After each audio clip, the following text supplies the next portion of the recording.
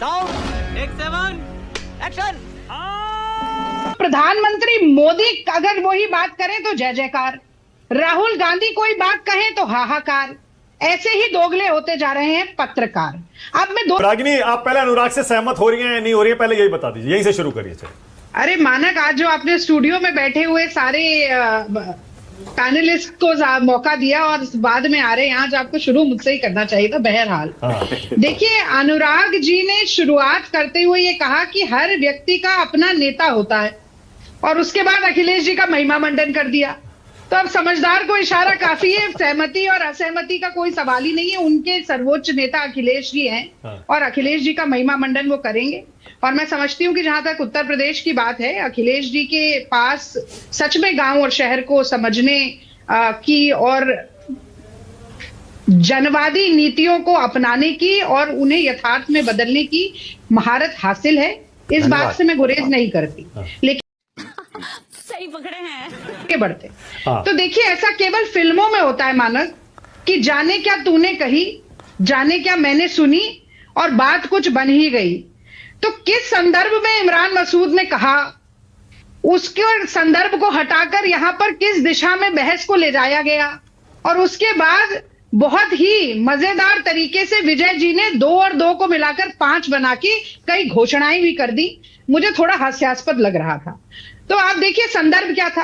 प्रियंका गांधी जी एकमात्र नेता थी जिन्होंने संसद में खड़े होकर बांग्लादेश में अल्पसंख्यकों पर जिस तरीके का अत्याचार हो रहा है उसके खिलाफ आवाज उठाई, और बहुत ही साफगोई के साथ उन्होंने कहा कि बांग्लादेश में अल्पसंख्यक जो ईसाई और हिंदू हैं उनके ऊपर जो जिस तरीके के अत्याचार हो रहे हैं, जिस तरीके से उनके साथ हिंसा हो रही है, मोदी सरकार को इसके बारे में बातचीत करनी चाहिए, इस पर इसका विरोध दर्ज करना चाहिए और बांग्लादेश की सरकार से बातचीत करनी चाहिए।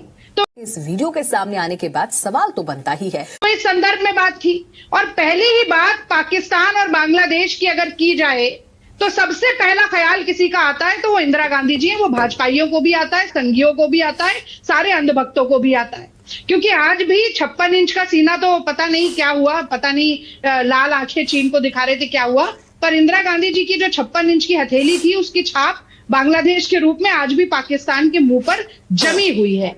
तो इमरान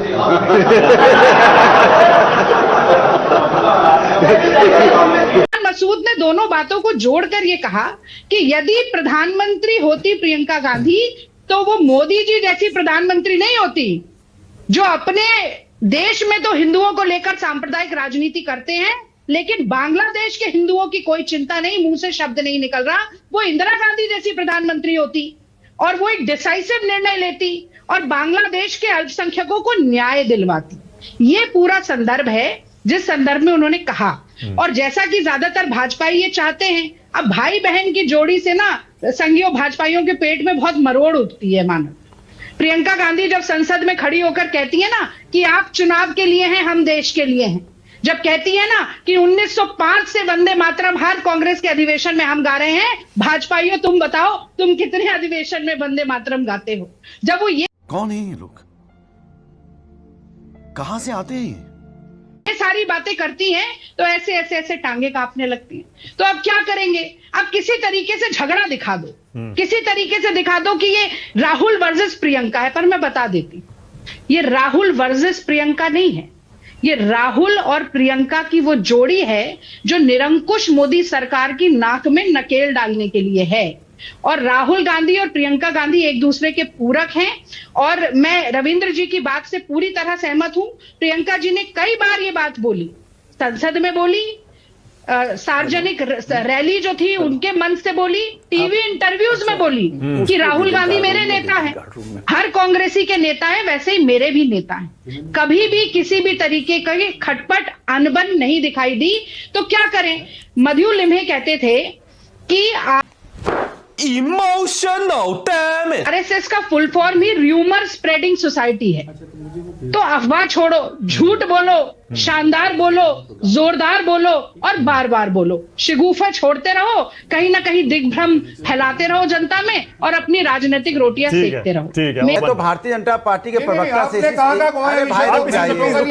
भाई बोल लिया, सुना ना सबने, आपको सुना, मैं आपको दे रहा हूँ। आपने तो लाल आंखें सब चर्चा भाई सुन लीजिए, 62 में कहां चली गई थी आपकी लाल आंखें जब पूरा स्केचिंग दे दिया था आपने। ठीक धन्यवाद। देखिए हमने सोच रहे थे कि अभी भारतीय जनता पार्टी के प्रवक्ता कुछ कहेंगे। भारतीय जनता पार्टी के प्रवक्ता, उनको चिंता विपक्ष की है, विपक्ष में किस नेता ने क्या बोला, इसके लिए प्रेस कॉन्फ्रेंस कर रहे हैं। आओ सब लोग आओ, मीडिया वाले आओ, हमको बताना है विपक्ष में क्या चल रहा है। अरे प्रभु, आपको हिम्मत नहीं हुई कि बांग्लादेश के खिलाफ प्रेस कर देते? वहां एक हिंदू, वहां पे अल्पसंख्यक की मौत हुई है, उसके बारे में आप प्रेस नहीं कर पाए। कहां पे क्या विपक्ष क्या कहता है? हमारा आपसी मामला है, हमारा आपका, आपके साथ भी हम समझ लेंगे।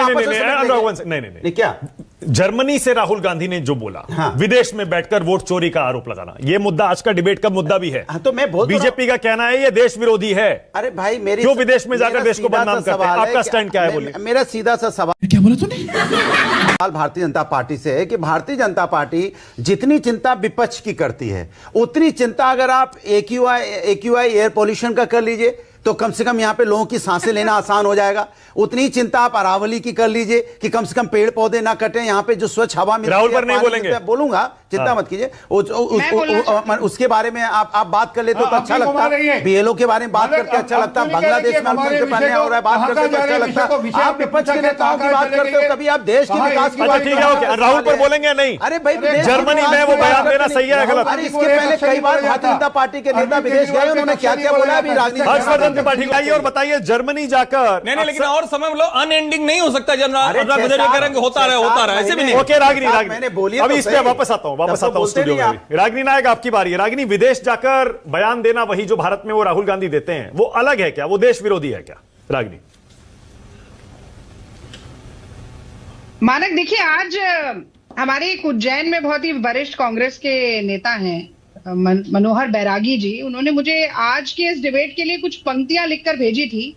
तो मैं, चूंकि अब आप इस विषय पर आ गए तो वो बोलकर मैं आपके प्रश्न पर आती हूँ। तो उन्होंने लिखा कि राहुल जी के संदर्भ में कि चमन को सींचने में कोई पत्ता झड़ गया होगा, चमन को सींचने में कोई पत्ता झड़ गया होगा, यही इल्जाम मुझ पर लग रहा है बेवफाई का, और चमन को नोच डाला खुद जिसने अपने ही हाथों से, वही दावा कर रहा है चमन की रहनुमाई का। तो ये बोल कौन रहा है? आरोप कौन लगा रहा है? अरे नरेंद्र मोदी जी के तमाम अंधभक्त जो चिल्ला कर आज कह रहे हैं कि राहुल गांधी जी जर्मनी में क्या बोला है, वो बतौर प्रधानमंत्री 2015 में अपने पहले कार्यकाल में मोदी जी दक्षिण कोरिया जाकर भारत के बारे में क्या बोल रहे थे, वो उनको सुनाई नहीं दिया था कि 2014 से पहले भारत में जन्म लेना तो कोई पाप जैसा होता था। कैसा देश है ये, कैसे लोग हैं ये, कैसी सरकारें यहाँ पर रही। उसके बाद वो तमाम दुनिया के देशों में गए, यूरोप में जाके ब्रिक्स में जाकर बोल के आए कि ब्रिक्स के बीच में जो आई है ना, जो इंडिया है वो इतना कमजोर है कि उसके कारण पूरा ब्रिक्स ही धराशायी हो जाता है।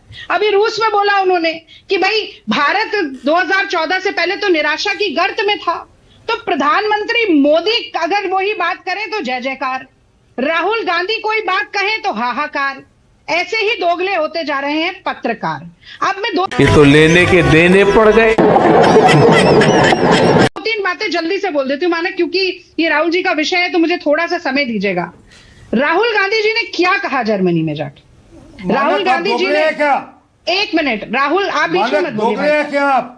मानक प्लीज, मुझे आप सिंगल स्क्रीन पे लीजिए और मेरी बात को पूरा करने दीजिए। मानक जी आप दोगले क्या बता दीजिए, पूरा करने दीजिए।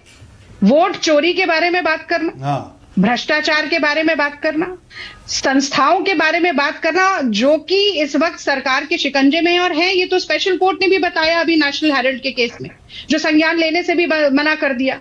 और मैं लाल आंखों पर आती हूँ क्योंकि भाजपा के प्रवक्ता ने मुझको रोका था और ये बार बार आज भाजपा ही कह रहे हैं कि चीन को लेकर ये कह दिया, चीन को लेकर वो कह दिया। चीन के साथ हमारा ट्रेड डेफिसिट $106 बिलियन का है। 2021 से 2025 तक के भी आंकड़े अगर आप देख लें तो एक्सपोर्ट है वो गिरता जा रहा है, $22 बिलियन से $14 बिलियन हो गया। क्या? क्या बात कर रहे हैं? 2021 से 2025 तक के भी आंकड़े अगर आप देख लें तो एक्सपोर्ट है वो गिरता जा रहा है, $22 बिलियन से $14 बिलियन हो गया। क्या? क्या बात कर रहे हैं? 2021 से 2025 तक के भी आंकड़े अगर आप देख लें तो एक्सपोर्ट है वो गिरता जा रहा है, $22 बिलियन से $14 बिलियन हो गया। क्या? पोर्ट जो है वो बढ़ता जा रहा है, $65 बिलियन से लेके $113 बिलियन तक हो गया। और ये जो सारा पैसा आप चीन में पहुंचा रहे हैं, चीन अपनी आर्मी को मजबूत कर रहा है और उसका नुकसान लगातार भारत की सीमाओं पर हमें मिल रहा है। एक लाइन और बोलने दीजिए मानक, बस एक लाइन बोलने दीजिए। ये समझना होगा कि देश और सरकार एक नहीं होती। भारत अजर अमर शाश्वत देश है, सरकारें आती हैं गिरती रहती हैं। मोदी जी अपने आप को चाहे कितना ही स्वयंभू महामानव विश्व गुरु बोले, वो भारत के 15 प्रधानमंत्रियों में से एक प्रधानमंत्री हैं जिनसे सवाल पूछने का संवैधानिक अधिकार नेता प्रतिपक्ष को, विपक्ष को है। और हम सवाल पूछेंगे। अब सरदार आरपी सिंह, बस हवा निकल गई। और मैं जो आरपी सिंह जी आपने बीच में मुद्दा उठाया, मैं बिल्कुल मैं भी वो दोहरा रहा हूं कि रागिनी ने जो दोगले शब्द का इस्तेमाल किया वो नहीं करना चाहिए, क्योंकि आमतौर पर उसका नेगेटिव कॉनोटेशन ही निकलता है। आरपी सिंह जी बोलिए, आपकी बारी है। दोगले हैं आपके चैनल पर बैठे हुए, मोदी जी को नहीं बोलेंगे। प्रधानमंत्री जाकर आप कुछ और शब्द इस्तेमाल कर सकती हैं रागिनी, आप कोई और शब्द इस्तेमाल कर सकती हैं। हिपोक्रेसी है, दोगले भी हैं। ठीक है, हिपोक्रेसी चलेगा, ऐसा शब्द मत बोलिए। दोगले असंसदीय शब्द मत बोलिए, असंसदीय मत बोलिए। सवाल पूछे तो गलत है। नहीं, जैसा मैंने कहा, किसी की राय से आप असहमत हो सकते हैं। जितनी समझ होगी, जैसा परिवेश होगा वही तो बात करेंगे। ये पत्रकारों का दोगलापन। जितनी समझ होगी, जैसा परिवेश मिलेगा वही तो बताएंगे। इसमें चिंता नहीं कर रही, इसीलिए कांग्रेस का यहाँ। चलिए कांग्रेस का यहाँ। चलिए okay, RP Singh, Sardar RP Singh. Emotional damn it. जब इस पर बात कर रहे हैं, देखिए रविंदर, आपकी राय। मानक जी, मानक एक 30 सेकंड दे दीजिए। प्लीज एक सेकंड जरा। मानक जी, कोई भी संवैधानिक संस्था हो, ये अधिकार भी देश के हर नागरिक को वही संविधान देता है कि आप हर संस्था से सवाल पूछ सकते हैं। और इस अधिकार के लिए इस जो हमारे संविधान सभा थी, उसमें सबसे ज्यादा वक्त तक जो डिबेट हुई थी वो मेरे मौलिक अधिकार पर हुई थी। चुनाव आयोग पर उतने लंबे समय तक बहस नहीं हुई, सुप्रीम कोर्ट पर बहस नहीं हुई। सबसे ज्यादा वक्त तक जहां बहस हुई थी वो मौलिक अधिकारों पर हुई थी। और मौलिक अधिकार है सवाल पूछने का। अगर कोई बात गलत है तो उस पर सवाल पूछ सकते हैं, गलत है या नहीं है तो भी। अगर गलत लगती है तो भी आप सवाल पूछने का अधिकारी हैं, चाहे वो देश में पूछे चाहे विदेश में पूछे। अब सवाल ये क्यों उठ रहे हैं? इसलिए उठ रहे हैं ना कि जो प्रश्न उठे थे कि ब्राजील की मॉडल का फोटो आया, हमको जवाब नहीं मिला। क्यों नहीं मिला भाई जवाब? ये जिम्मेदारी जवाब देने की क्या संवैधानिक संस्था की नहीं है क्या? एक महिला सही पकड़े हैं। इमोशनल डैम इट का 200 दफा फोटो आएगा, उसके जवाब कौन देगा? ये जवाब अगर दे दिए जाते तो राहुल गांधी किस मुंह से जाके सवाल उठाते वहां?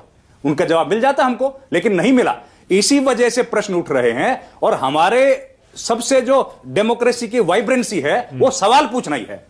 सबसे महत्वपूर्ण है हम लोग सवाल पूछें, और सवाल पूछ कर हमने इस डेमोक्रेसी को वाइब्रेंट किया। एक लाइन और जोड़ दो बस, कि आज हमारी जो ये बीता शीतकालीन सत्र है ना मानक भाई, इसी सत्र में standing committee on foreign affairs पर की रिपोर्ट आई है, जिसके अध्यक्ष हैं शशि थरूर। और उन्होंने, उस कमेटी ने कहा है कि हिंदुस्तान और बांग्लादेश के संबंध 1971 के बाद से सबसे खराब दौर में है। तो इसके लिए कौन जिम्मेदार है?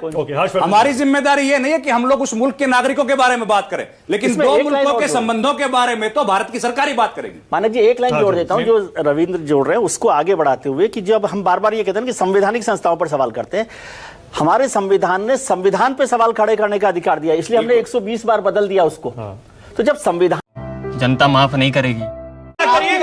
एसआईआर करते हुए अखिलेश यादव की तरह अखिलेश यादव की तरह एक वीडियो डालें। अब आप चीखने लगे, इससे पता चलता है बीजेपी माइंडसेट से बात कर रहे हैं। मैं तो आपसे सीधा सवाल पूछ रहा था, आप चीखना देश में चीखने वाले प्रवक्ता में नंबर 1। आप चीखिए मत। मैं आपसे पूछ रहा हूं कि भाई जिस तरह से नाम आए, प्रेस कॉन्फ्रेंस की राहुल गांधी जी ने, ये जिम्मेदारी चुनाव की होती थी कि आप आके बताइए देश को कि ये गलत है या सही है। हम लोग पूछते रहे, लगातार पूछते रहे, आज भी पूछ रहे हैं। नहीं, वो तो खुद भी कह रहे हैं हर्षवर्धन जी, इसमें क्या है? नहीं कह रहे, वो खुद भी कह रहे हैं, हम सबकी भी जिम्मेदारी है। एक बात दूसरी, नहीं एक सेकंड, मैं दूसरी बात बस यही कह रहा हूं हर्षवर्धन जी, इस देश के अंदर में जैसा पहले बोला गया, संविधान, यहां पे संविधान पे भी सवाल उठे और संविधान का भी परिवर्तन हुआ है। अगर संस्थाओं पे सवाल उठते हैं, क्या बात है? इसी एक लाइन पे हमको बोलने दीजिए, कंप्लीट कर लीजिए। अभी उन्होंने बोला संविधान पे भी, कई बार आपने बोला संविधान में परिवर्तन हुआ, नहीं हम नहीं कह गए, इन्होंने बोला। हम ये कह रहे हैं खत्म, bye bye, tata, good bye, गया।